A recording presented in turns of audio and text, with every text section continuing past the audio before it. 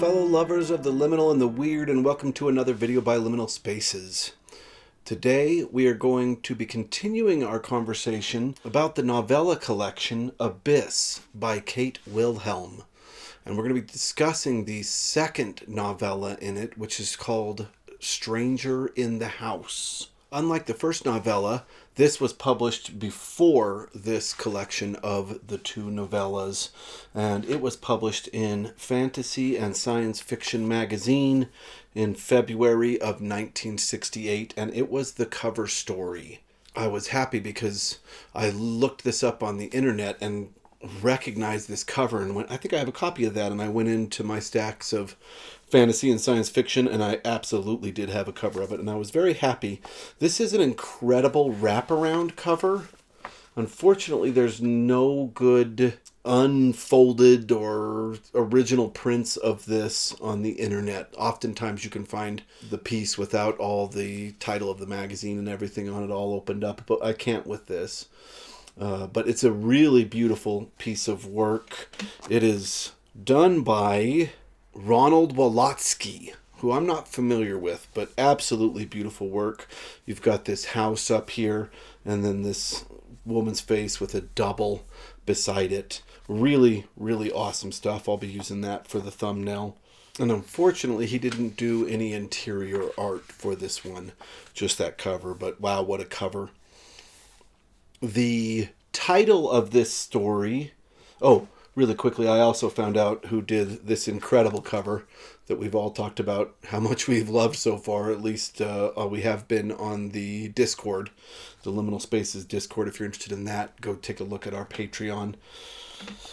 But the cover art on this one is done by Lou Feck, which is a name I feel like I've heard before, but can't place. I'm on the Internet Speculative Fiction database looking at this. Apparently he did the first cover artwork for Canticle for Leibowitz, which I'm going to be doing a buddy read with Robin from Bookspin and Bart from Bart's Bookspace coming up in February. I'm really looking forward to that. I've read a Canticle for Leibowitz. I read it in the late 90s. Had a buddy that was like, you must read this book. And I really, really remember loving it. And I remember the basic plot, like broad strokes, but it's been so long since I've read it that I'm really looking forward to reading it again, especially with Bart and Robin. It's going to be super fun. So this story, Stranger in the House, it was done in 1968, and I think was the basis for the release of this book, and she had another novella lying around, The Plastic Abyss, which she threw in at the beginning here to make this book a little bit fuller. The title of this book sounds like a classic 70s haunted house story. And that actually is kind of the case. There's going to be some, I guess, spoilers in this, but very little, because honestly, within the first 4 pages, all mystery in this novel is taken away. There's kind of absolutely no way to spoil this story, so I'm not going to be doing a deep read on this one because I don't think it needs it. Reading it once gives you the entire incredible story. I really loved this. I really enjoyed it. It is the story of a couple that is able to get a dream home in kind of away from the city near a lake in a rural landscape, but it's very, very cheap. And they both have businesses, and they're able to find a way to purchase this in a way that they will be able to survive. So it sets up just like a haunted house story. It's just like Amityville, where of course they're sinking all their savings into trying to renovate this house, or even Burnt Offerings, right? There's so many examples of these 70s haunted house stories that they have to find a way to get the people there and make it very difficult for them to leave, because of course the minute a house is haunted, everybody's thinking don't stay. So it sets up exactly like this. It really is interesting, and I'm like, ooh, I love a good spooky story. And Kate Wilhelm's writing in Plastic Abyss was so good that I was really excited to see her write a horror story. and this kind of is that, but it turned on its head really quick. We open with the point of view of Robert, who is the husband of Mandy, and they're the couple that has bought this house. And I think that Kate Wilhelm really likes writing an omniscient point of view. It really seems to work for her. But like 4 or 5 pages in, we suddenly jump point of view to an alien that has created a secret underground lair below the basement of this house. And he lives in this room that has been made for him to survive, because he can't survive in our open air. Just an incredible leap right away. And it does suck all the mystery out of the story. And I went back and forth on how to talk about this. My first thought was, how awesome of a haunted house story would this be if we stayed in the mystery of what kind of ghost or whatever is haunting this house, and then we discovered that it was an alien.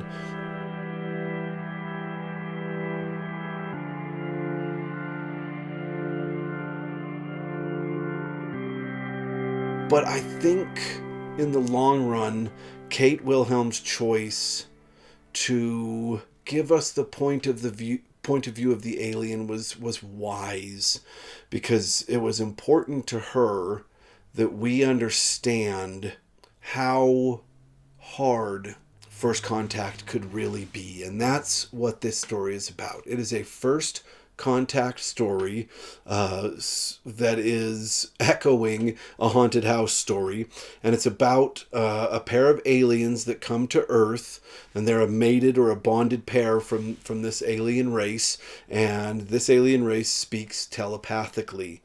So their language is so much more than words. Their language includes visions and minds and thoughts and all this kind of stuff. And their job is to come to Earth and try to establish contact with our species, humans.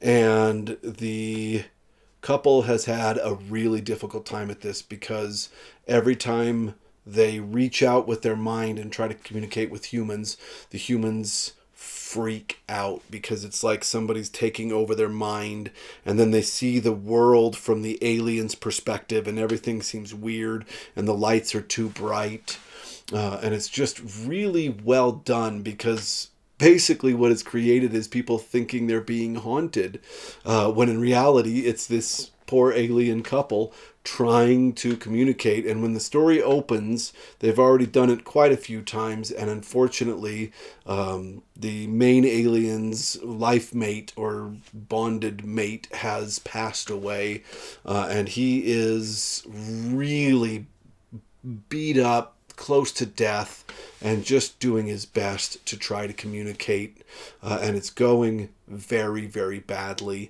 And this is the story of him trying to communicate with a family, and how devastating that is for the family, how much this really tears this family apart, just trying to communicate with this alien. And it's not a happy ending. It's not a terrible, sad ending, but it's not a happy ending. It is a rough story about how we would try to communicate with beings that were so different from us that there's no way we could ever understand them. And it was really brilliantly done. In the end, I liked The Plastic Abyss, the first novella in this, more than this one. But that is not Kate Wilhelm's fault. The only reason that's true is because I prefer a mind-bending, question reality, go to different dimensions, philosophical, kind of hallucinatory, weird sci-fi over first contact sci-fi. I just do. So for me, that's just a kind of personal choice. I'll bet you there are many, many people that would prefer this story over the first one. So really, I can't rate this bad, and I rate the entire book very highly. It's really an incredible read. Two novellas that absolutely rock all the way through from start to finish. There was one weird moment where the dad's workmate, Robert's workmate, this older man that's a friend of Robert's, because the couple in this is an older couple, but they bring their daughter and her husband over, and the husband is eventually killed, and later this work partner of Robert picks up Robert's daughter and takes her to the house, and in the middle of that is like hitting on her. That was strange.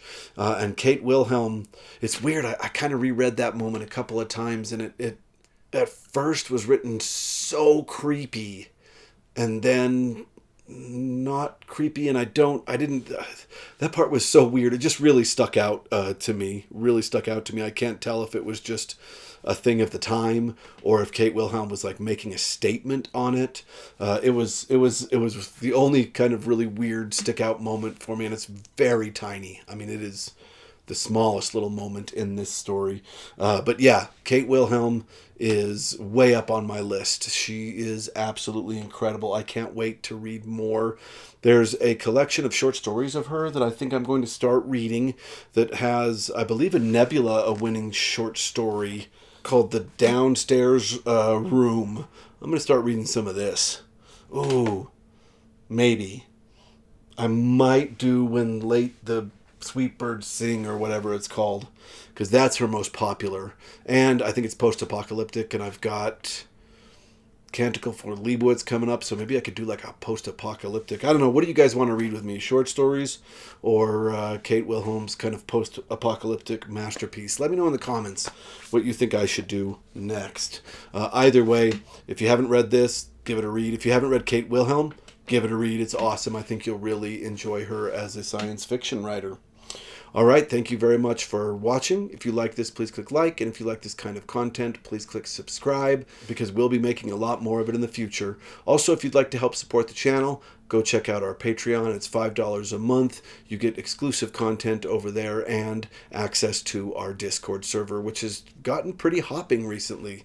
I'm happy to say when I first started it, it was pretty dead, but now it's doing pretty well. So yeah, come check it out. Join our conversations. We have a lot of fun. All right. Thank you very much for watching.